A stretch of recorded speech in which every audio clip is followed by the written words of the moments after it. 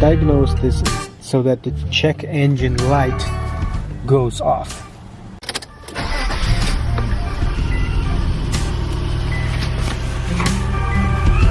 I can smell gas. It's not being burnt, and also I can feel a little misfire. So there is a misfire. I can feel it. So it could be the spark plug, the wire, the injector, or compression in the cylinder.